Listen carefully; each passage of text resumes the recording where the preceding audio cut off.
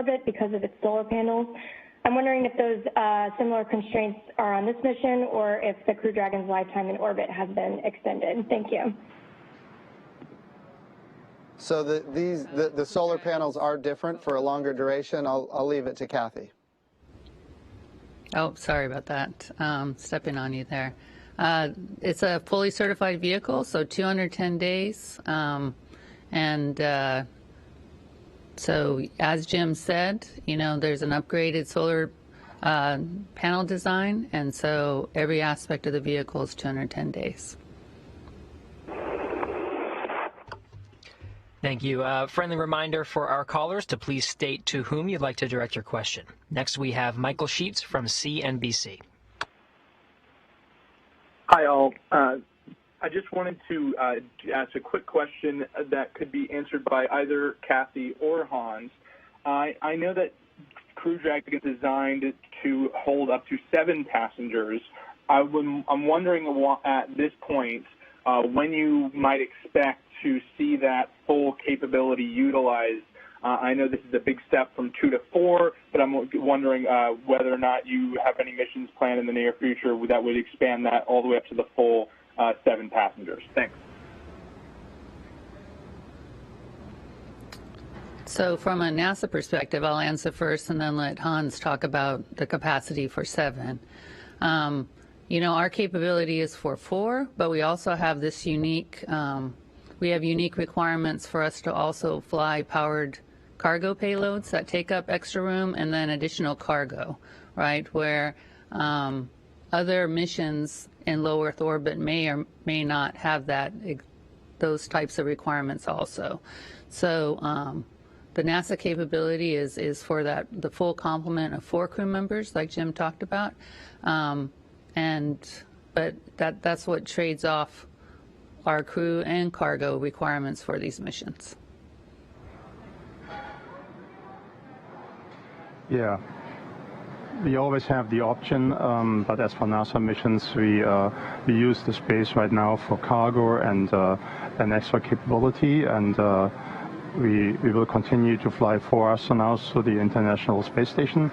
And also on the first mission, we will learn on how well the ECLSS, the life support system, continues to work with 4 people. And then going forward, we will look at other options. Next, we have Andrea Leinfelder from the Houston Chronicle. Hi, thanks for taking my call this morning. So I recall of Demo 2, this question's for Kathy.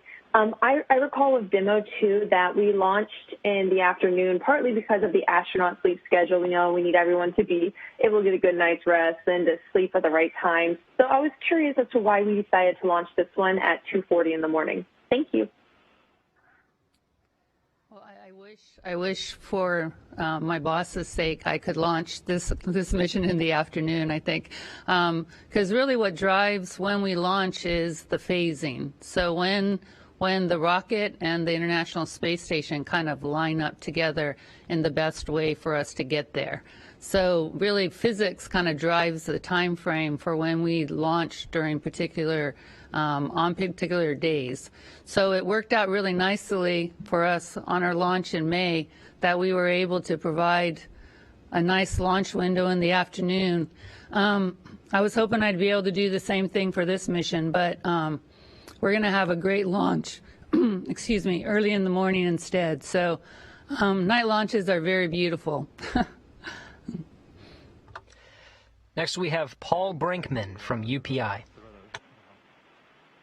Yeah, hello. Thanks for doing this. I guess my question is for Hans, or actually about the four-person capacity. I'm just wondering if you could kind of go through how egress of the capsule will work. And I'm also wondering if anybody there knows whether this is the first time in history that a capsule will carry 4 people.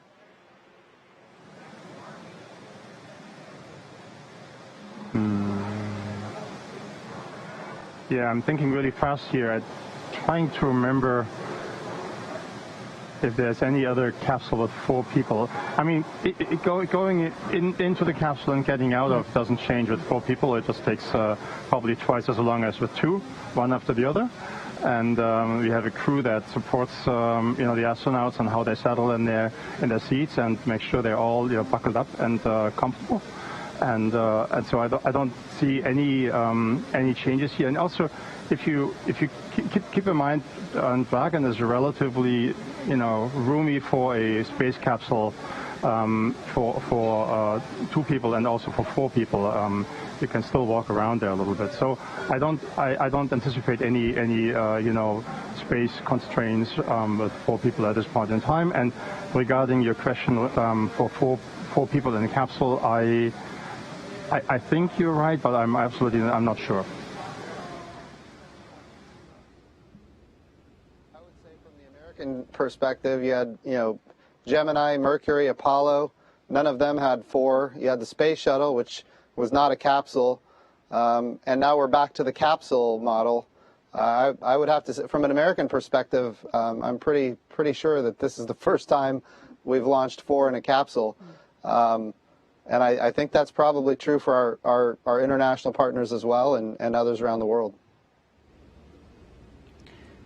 One of the things we did on Demo 2 to make sure that this design was certified was we actually did an on-orbit checkout where we, even though Bob and Doug flew up, we actually went and put 4 crew in the capsule on orbit and did all the operations and made sure that we could meet all of our requirements, which also include like being able to get out in 90 seconds and a bunch of other requirements too to make sure that we can live and work and safely operate the capsule with 4 crew members. Next, we have Stephen Clark from Spaceflight Now. Hi, thank you for taking my question. Stephen Clark from Spaceflight Now. For Kathy Lueders or Jim Bridenstine, I know the plan going into commercial crew was to have mixed crews on U.S. and Russian spacecraft, like a Russian cosmonaut on all U.S. crew missions and a NASA crew member on all Soyuz missions through a barter agreement. That doesn't seem to be happening, at least for these first few operational Crew Dragon missions. Crew 1 and Crew 2 doesn't have a Russian cosmonaut. So just wondering if you can update me on securing an agreement for mixed crews on future crew launches, both U.S. and Russian, beyond the seat you have secured for the Soyuz next month. Thanks. So we still believe it's critically important that when we have an international space station where half of it is American and the other half is Russian, that we have crews where we have Russian cosmonauts launch with American astronauts on the American vehicle, and American astronauts launch with Russian cosmonauts on the Russian Soyuz. We think that's critically important. I know our partners over at Russia also believe that is important, and I know that we're working towards that between our 2 agencies day in and day out. But I think there's broad agreement that if both countries want to maintain a permanent presence on the International Space Station, that is the end state we need to achieve. So we're working towards it, and I think we will get there. Kathy, if you have any more details, feel free. Yeah, you're exactly right. We're in the process of coordinating, implementing agreement to work towards that. It's right now it's about which mission do we implement that, and but as far as I'm concerned, the sooner the better, right? But Jim's exactly right. It's very important to us. We feel like it's critical for our maintenance on orbit, and we're both working towards that. Next, we have Chris Davenport from the Washington Post. Hey, guys. Thanks for doing this. I guess my question is for Hans, just a technical question to follow up on the heat shield. I wonder if you could say how much erosion there was. I mean, it sounds like you still had plenty of margin. Was it across the entire heat shield or just in a localized area? And when you said, I think you said you updated the screen design, I wonder if you might explain what that means. Thanks. Certainly. So first of all, this was a small area in the heat shield, and in particular the area around what we call the tension ties, which hold the trunk and the Dragon spacecraft together. In this particular area, we saw some flow phenomenon that I guess we didn't really expect, and we saw erosion to be deeper than we anticipated. However, I mean, this heat shield is massive, and over the entire acreage there was very little erosion. In this particular area, it was a little bit deeper, but nothing to be concerned. At all times, the astronauts were safe, and the vehicle was working perfectly. So this is something that we just in the inspection found and looked at it and decided, oh, okay, we should probably reinforce the heat shield in this particular area. And it's actually 4 areas just around the tension ties, a very small area compared to the overall acreage of the heat shield. And then I think Kathy's comment regarding screen refers to a sort of a filter that filters the air going into the barometric pressure sensor. That particular filter has been opened up a little bit so that it's less constrained, and that has the effect that we measure the barometric pressure more accurately when we come down and deploy the parachute right on time. That is something that was also not a particular problem the last time, but going forward it is a safety improvement, and we'll make sure that we will launch astronauts and land them, of course, safely in the upcoming years. We'll now take a few questions from social media using the hashtag AskNASA. This first one comes from Israel on Twitter, who directed his question to Kathy. What value can the taxpayer expect out of NASA's partnership with SpaceX? Well, I think, like Jim said, our goal is to one day be able to buy services in low Earth orbit, right? So this is one step on our process for us to get there. We're taking this in careful steps, but for us to be able to continue to do what we feel is our charter, which is to go and do deep space exploration, us moving towards a commercial platform in low Earth orbit and being able to use commercial services is a goal of ours. And so us taking this first step with a commercial service for our crew and cargo capabilities now is an important step in that process. This next Ask NASA question comes from Jim on Twitter. This one's for the administrator. With Crew 1 and a Russian launch to the International Space Station, the station will have a larger population than it has in quite a while. Any impacts from that are anticipated? Yeah, some significant impacts. Once we have a bigger complement of astronauts on the International Space Station, we can do a lot more science, and that's gonna give us a return even faster. Make no mistake, we've had huge returns from the International Space Station already, but now we can get even more, even faster. The previous question was about what are the returns we're going to see for the American taxpayer from the Commercial Crew Program or the SpaceX Crew Dragon. Bottom line is, we are making every effort to industrialize space as fast as possible. So we look at advanced materials and we look at industrialized biomedicine, the compounding of pharmaceuticals or the creating of immunizations. The value here is microgravity. We can't create microgravity here on Earth. You can do drop towers. You can send airplanes on parabolic trajectories in order to get microgravity. But ultimately, it's a very short duration. When we get to orbit, we can have microgravity for months, even up to a year. Well, we can have it for 20 years, as is evidenced with the International Space Station. But any individual astronaut up to a year. And so what this means is we get to maximize the utility of microgravity for research.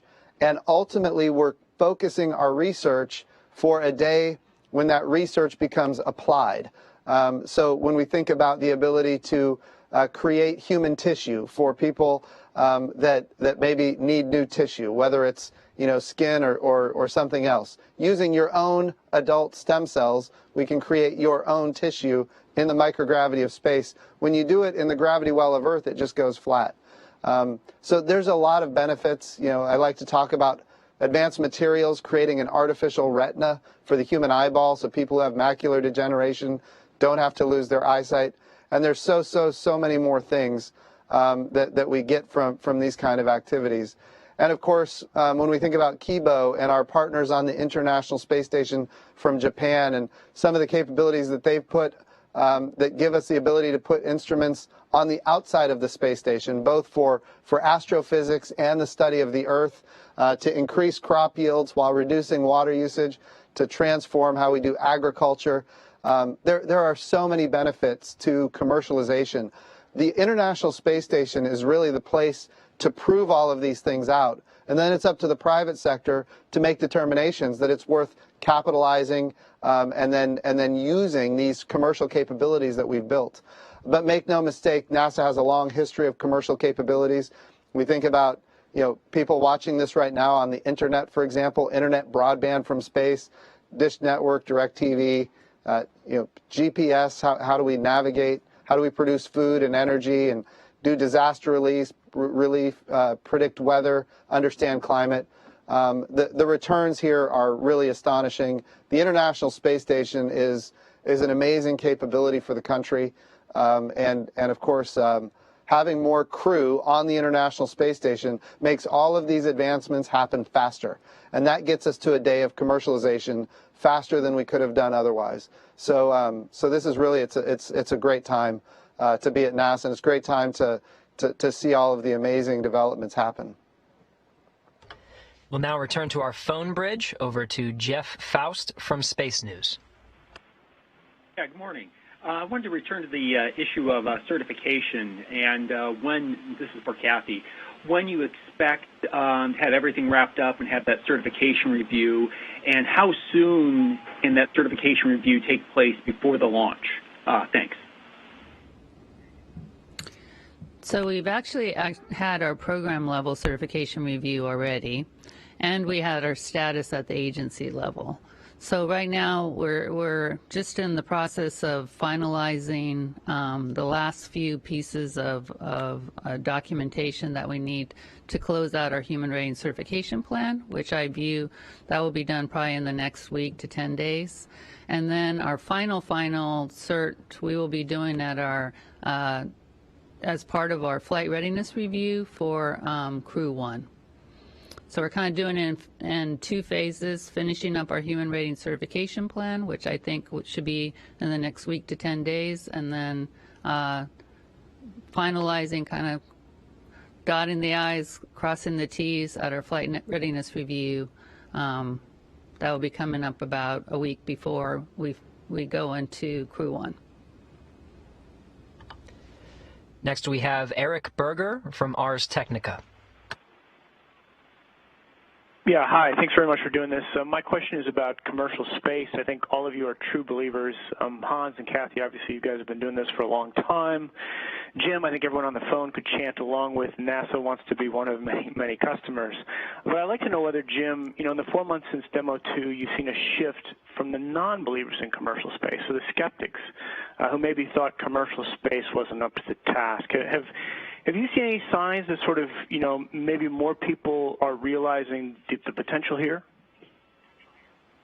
Absolutely. I can tell you that the enthusiasm for what happened on Demo 2 was extremely robust among people within the U.S. government, of course, among members of Congress that fund NASA's budgets, but that enthusiasm was not just in the government. It was also nationwide. I mean, the entire world watched and was in awe of the accomplishment. So I do believe that there is a very robust. There's a lot of support for these capabilities, and so yeah, I think it's as strong now as it's ever been. I think some of the doubters have maybe been made to not doubt so much because it has now happened. But I also think, look, commercial crew was really the second part. We were resupplying the International Space Station commercially with Northrop Grumman and SpaceX ahead of that. So the next big thing, Eric, and I know you know this, the next big thing is commercial habitation apart from the International Space Station, which is something that we need members of Congress to be willing to fund. We've put it in the budget request every year, and it never gets funded at the level that is necessary to achieve the end states. Here's what we know, Eric. There's going to come a day in the future when the International Space Station is going to have to end. We don't like to think about it because we really, really love the International Space Station. But we also do have to think about the fact that 20 years is a long time, and it can't last forever. We have to be making the investments right now today so that we don't have a gap in low Earth orbit. That's what's been lacking. We haven't had the investment necessary to guarantee that we don't have a gap in low Earth orbit. And it's critically important that we make those investments. And I think right now more than ever, we do have those believers that you're talking about. They are willing to step up to the plate and fund the budget request at the level necessary to eventually, get commercial habitation so that there will be no gap. And that's one of the things that we're working on every day to make sure that there is no gap. Next is Marcia Dunn from the Associated Press. Yes, hi. This question is for Hans, please. I think when people hear certified and operational for this upcoming flight, many, at least in the public, are going to think that all of a sudden Dragon flight for humans is routine, if you will, and that kind of phrasing got NASA in trouble in the shuttle program. How do you look at this as routine now that you've got one under your belt? And also, do you feel a lot of the pressure is off now that you had a successful test flight on this vehicle? Thanks.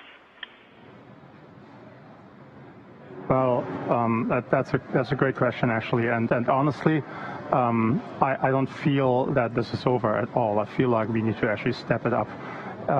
The transition from a test vehicle to an operational vehicle to a production vehicle is very difficult. Getting this, in an operational phase that is safe and has all the scrutiny and the rigor of human spaceflight is a lot of work and very, very difficult in itself. So I feel like we actually, and we responded that way within SpaceX. We stepped it up. We do more reviews than ever. We pay incredibly scrutiny to the flight data of Demo 2. And there's a huge effort going on to make sure that both Falcon 9 and then also Dragon is safe for all the future missions and can actually stand up for this huge task of supplying the station both with cargo and also bringing astronauts up and down. It's a great responsibility, and we like I said earlier, we're honored by this, but it's also at least I personally feel that it weighs on me, and we have to work harder to make this work safely. Yeah, Hans and I talk about this a lot, and it's about staying vigilant, stay vigilant. And as a team, we need to stay vigilant. We need to keep going. We need to operate in a safe manner. It's very important for us to not kind of take our foot off the gas, right? We got to keep operating in a safe and in a safe manner. Next, we have Douglas Messier from Parabolic Arc. I had a question for Hans. And did this problem come up on the first demo mission with the heat shield? And exactly what did happen? Did you have problems on all four connections where the capsule is connected with the trunk? Yeah, the best way I can explain it without slides and lots of data is that these tension ties that connect the trunk and the spacecraft, they cause some disturbance in the airflow around them, and then there's a little bit it digs a deeper hole into the heat shield right after that because there's probably a vortex or something like that. I don't know the exact technical details on this one, but the effect is basically that one particular tile has basically more erosion than the others. It tunnels basically into the tile. And like I said earlier, this was always a safe situation. It never got to structure. The overall heat shield was working great. So it's something that is relatively easy to fix by putting a more resistant or erosion resistant material in that particular place, because you want to be careful. You don't want to make too many changes at this point in time either. And then basically test it. We did that last week, and it came out great. And so I'm confident that we fixed this particular problem very well. Next, we'll go over to Irene Klotz from Aviation Week. Hi. Actually had a similar question from Doug, so I think I'll just continue his for a minute. Is for Hans. What estimate percent did the TPS ablate relative to your predictions, and why didn't this show up on Demo 1? And then also for Kathy, are you expecting to process any waivers for the Dragon Crew 1 flight? Yeah. So I'm not sure I can say it's an estimate because it's really just locally and in one particular spot. It's a good reminder regarding Demo 1. We didn't see this on Demo 1, at least not to this extent that we noticed something. It's a good question. Demo 1 was slightly lighter, had a slightly different trajectory. Maybe that caused this. At the end of the day, it's great that we found it on this flight, and can basically take corrective action going forward. And also, like I said, this was not an unsafe situation at all. This is just something that we observed and then basically changed to make sure that nothing bad will ever happen. So that's like I said on Demo 1. If you look at it with hindsight, you might see some erosion, but honestly, it's not very visible there. And Irene, I do not know the final count for the waivers, so I would maybe hold that question and ask that question of Steve Stitch. Next, we have Rachel Joy from Florida Today. Hey there, this question is for Bridenstine. Back during Demo 2, due to COVID-19, you asked that launch spectators and visitors not visit the Space Coast to watch the launch. Here we are 5 months later. What is NASA's approach or messaging for launch spectators for this historic launch? Thank you. Yeah, so we have to remember that even though we suggested for Demo 2 people not come to the launch, it certainly didn't prevent them from coming. And there were massive crowds, outside of the Kennedy Space Center. So what we're asking people to do is follow CDC guidelines, to follow the guidelines from the state of Florida, and do what is necessary to keep safe. I mean, that's ultimately what our objective is. I will tell you that we are limiting the amount of visitors that can come onto the Kennedy Space Center. We have a lot of, as you're aware, we have a lot of very important missions coming up. My number one objective is to make sure that we don't have an outbreak at the Kennedy Space Center. We've been very successful keeping our people safe so far. We want to make sure that we keep them safe so that ultimately we can continue to do the mission of NASA and the United States of America. We'll now go over to Megan Bartles from Space.com. Hi, thanks so much for taking my question. This is Megan Bartels with Space.com with a question for, I think, Hans. You mentioned recently that the new heat shield design was tested last week. Could you talk a little bit more about what that process was and how closely it mimics what the capsule will undergo when the Crew 1 astronauts re-enter? Thanks.